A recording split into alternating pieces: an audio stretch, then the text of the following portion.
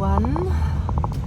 I wanted to give you a little bit of an update, and maybe due to the lack of someone else that I can talk to right now, maybe I'll just talk to you all.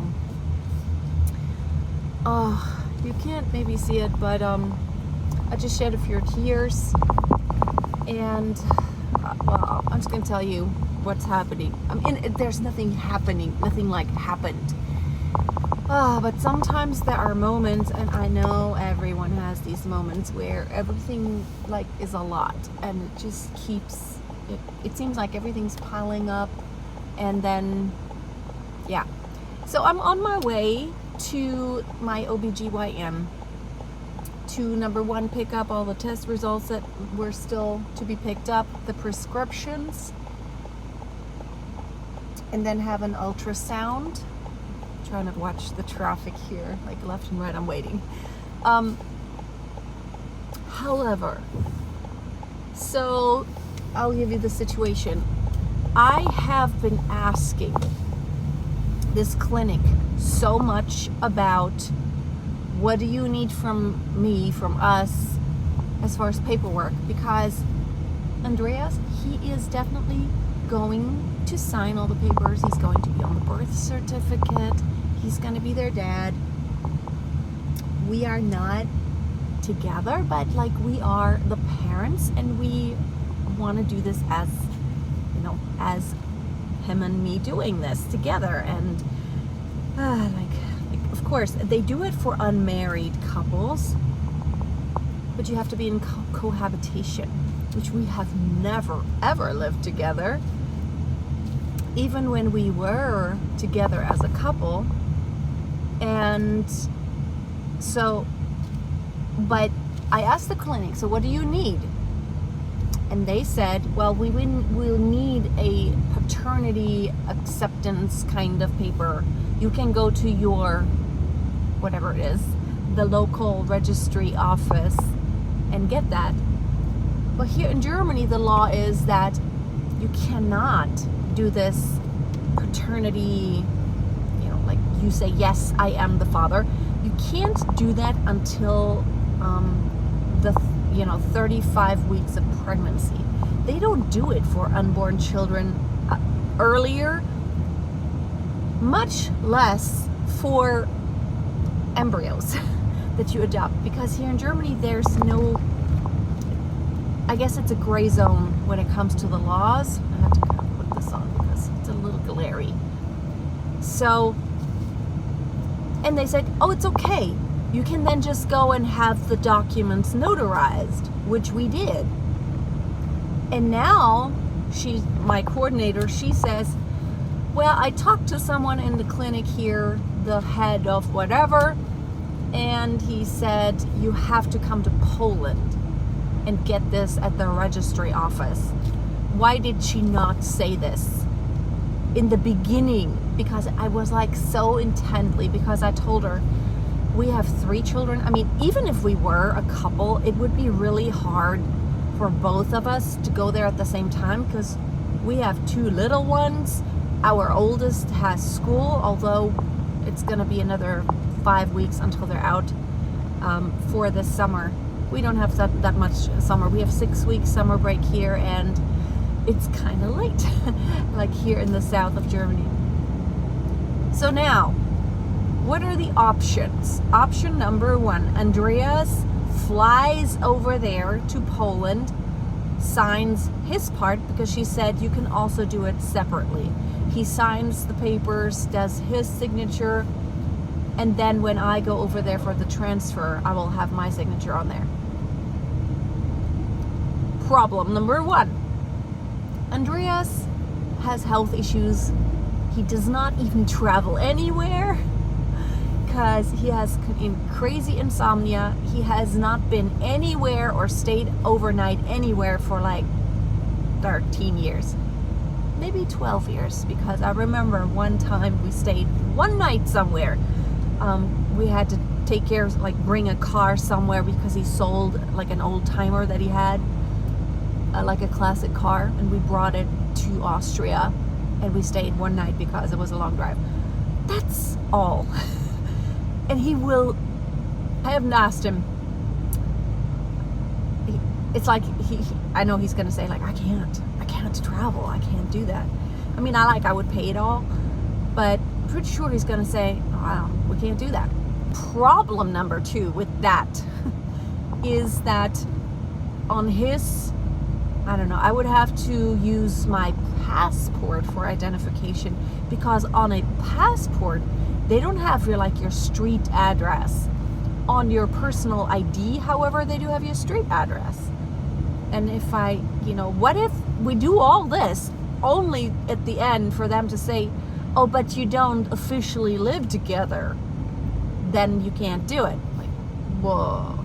Like these are some of the first questions I've ever asked, and she didn't tell me the whole truth, or like she wasn't maybe not aware of it. So now, option number 2, we ditch everything with Poland, start all over again, or who's we? Really, it's me. We start all over again. I've contacted a few clinics in Spain. They are like 3 times as expensive. Probably the chances are better, because in Poland you have basically leftover embryos that are given up for adoption from couples, but it's all anonymous, of course, from couples who have done IVF. So it's from couples who have had fertility issues. You never know, but regardless, if you have tested embryos, but I don't even think they test them. So, or yes, I think they did. Well, not genetically. All they see is, whatever the classifications are, like, is it a 5 BC? I don't know what they're like. So like the number and then the letters. And then in Spain, it's similar to the Czech Republic, to where they actually have a double donor. So basically, you're starting with young donors. You're having an egg donor. You can you don't really pick. You don't know who they are. It's anonymous. This is the law in all of Europe. I think it's all anonymous, always. You pick, or they pick, phenotype. They pick the phenotype, according to your looks. They want a photo. And then they pick the female donor and the male donor, and then basically they create embryos, which then creates an entirely other problem again, because then you have like extra embryos. I want to transfer 1 embryo. My phone just fell over. It toppled over as I went into the curve. I hope you can still see me okay. So this whole entirely creates a whole new problem now with then, even after, what if I end up with 5 embryos or more? You never know. Young donors, who knows, And then I have these leftover embryos. What if the first transfer works? What if the second or third worked? I want 1 baby. I don't want to transfer 2, because I don't want to take the chance of having twins again at this time. I don't like this. I don't like this ethically, but this is the way they do it in Spain. Also in Spain, they do it up to age 50. So this year, until my birthday next year, which is in May, so I have almost an entire year until that would be, not an option anymore. It's kind of dumb, because then I'll have the embryos, and what if I get pregnant and then there's a miscarriage and then it continues on? Should I not ask so many what ifs? Should I just decide? Like, okay, I have contacted a few clinics in Spain, and it's like I specifically told them my story, but they always answer with like I don't know. It's always the same, because they just send you their template or something. Oh, I'm about to go into a tunnel.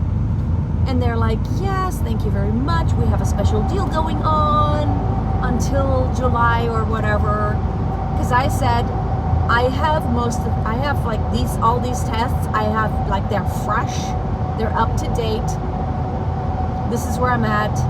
I was about to have a transfer, but it didn't work out. I'm interested in doing this as quickly as possible. You don't have to tell me about how double donor transfer works. Like, don't tell me about it. Tell me your price. Tell me if there's a waiting list. And then what else? Tell me what tests you require so that I know, do I have it all? Do I need more? It's so frustrating because every clinic will ask for different testing. It makes so much sense to test thyroid, but the clinic in Poland, they didn't even ask for anything thyroid, but we tested it anyway because I'm like, we kind of have to have a baseline. What if my TSH is like way high or something? Like, you never know. I mean, I feel really good and I'm not fatigued or anything, but you just don't know. So we did it. My TSH was okay. I think it was like 2.0, which I think it's okay. Now my data volume was full. So, okay. So I was just saying, and I just actually came back from the OBGYN office, and I also ate something, but I wanted to talk about why I was like crying a little bit earlier. So it's just been a lot lately. So Andreas came, and when he came to the front door, there were 3 trash bags with diapers sitting right beside the front door. So my babysitter, basically, she just puts it there because when the twins are there and she has to watch them, you can't really go to the back of the house and put the trash there, or at least she doesn't do it. Like, I sometimes don't get to do this because they're like, what are you doing? You don't want to be alone. And so she just put those trash bags in front of the door, and I literally haven't been out of the front door for a couple of days because I just gotta go to the back door. I didn't see that. I also haven't driven anywhere for a couple of days. So basically, I worked. I went to my room downstairs and worked, and I went outside to the yard. I went for a walk with the dog, and our driveway is not, you don't really see what's right beside the front door because there are like some shrubs and stuff. So I didn't see that. And when I opened the door earlier, when he rang the doorbell, he was like, the first thing he said, and just the way he said it triggered me so much. It was like, Freya, can't you even put the trash away? Because we have this argument, like, there's a lot of, we've had this huge trash problem with diapers, and I got a bigger container now. It's gonna cost double, but I got a bigger container. And it's like, first thing, like, it's been insane. I got another huge bill from the German IRS. There's a whole other story.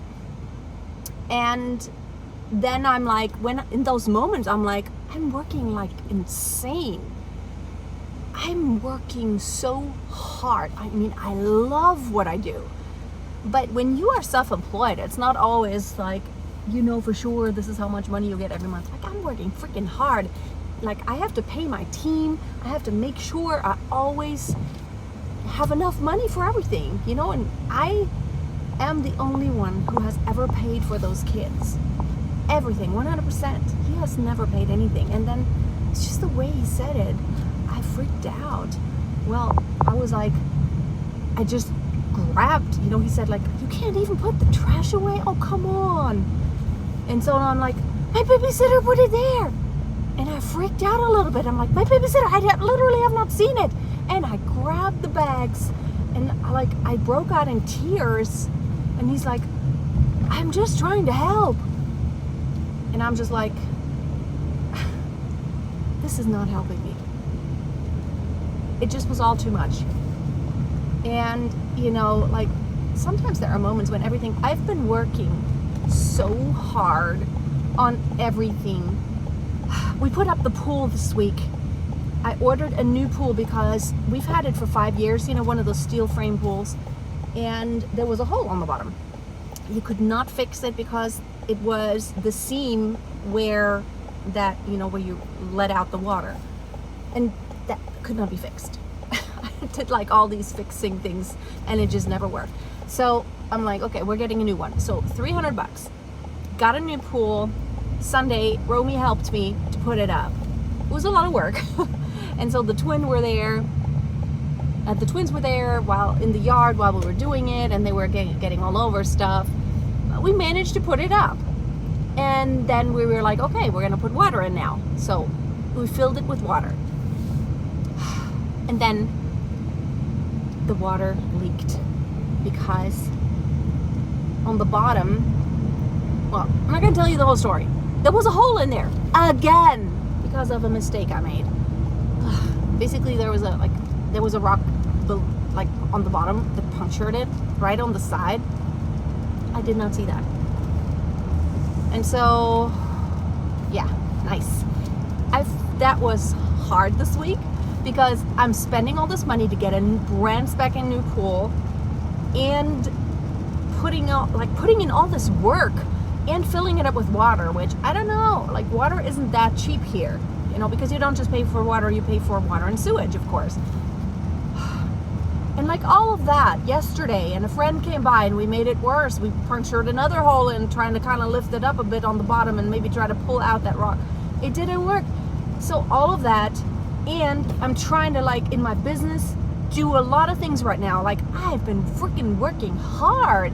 I mean, everything, the business is going well, but I'm doing so much. We're like creating all these things, so much content. And then he's like, I can't. It's one of the reasons why we, like, you know, we're like friends. We have to be friends because we have kids and stuff. But okay, so now I went to the doctor, and my left ovary has a follicle.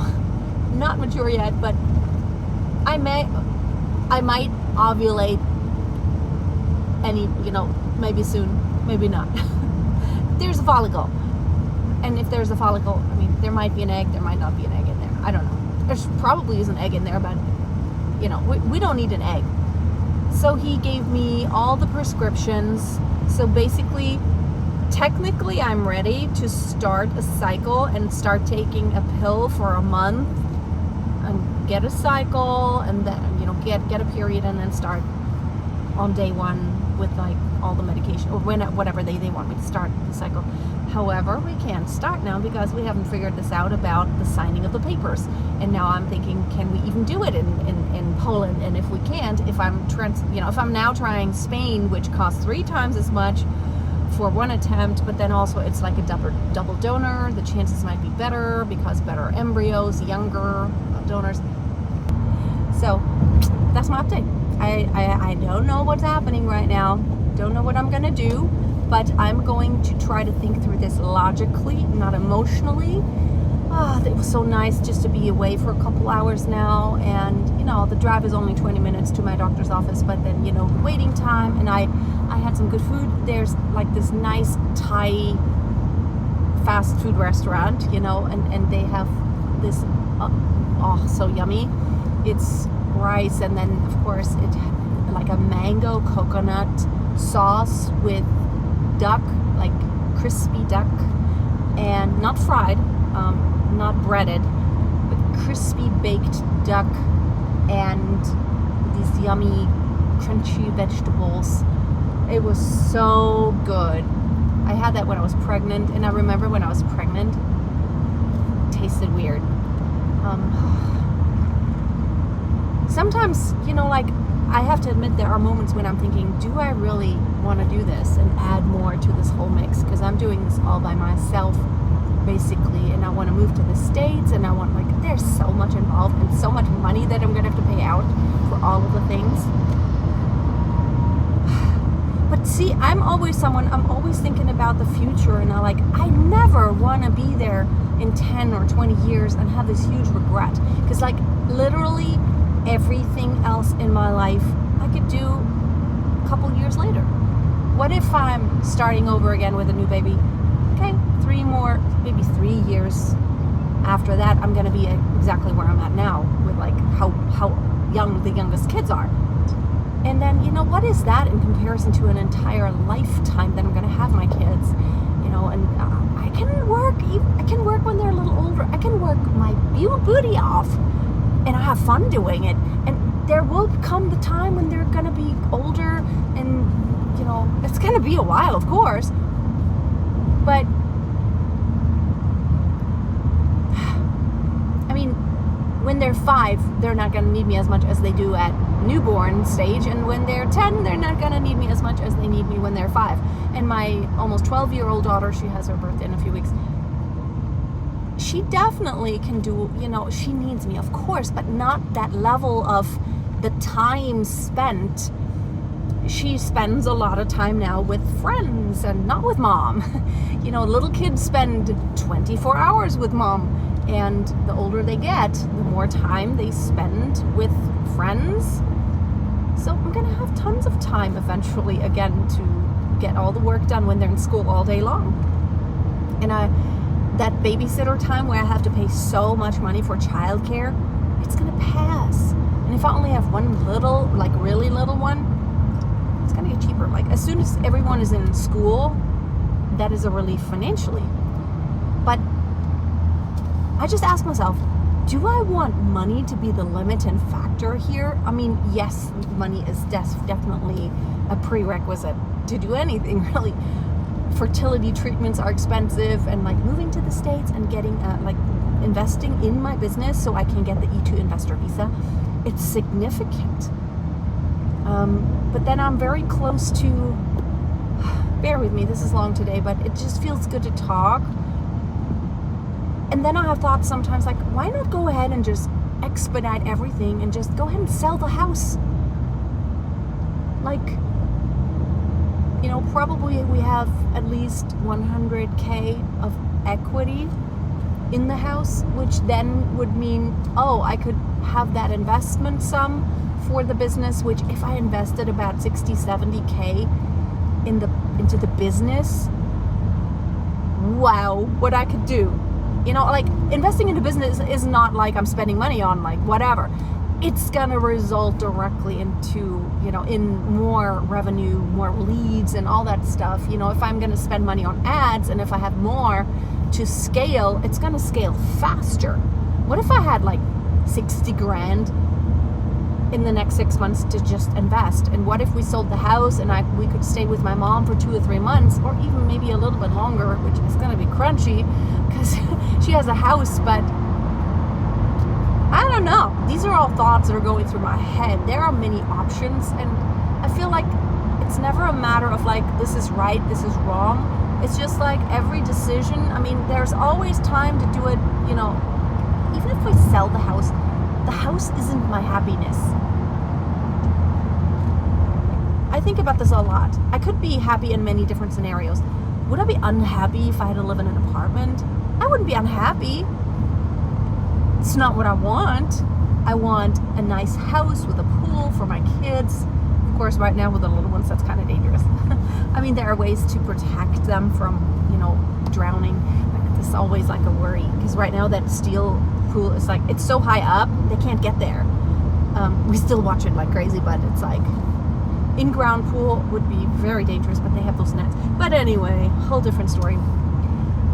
Can you tell, it's almost I really would love to have a friend to talk to, which I don't at this time. All my friends, they're so busy. I have my family, and this is my original home. Germany is my original home, and now in the summertime, it is just so beautiful here. I mean, it's amazing.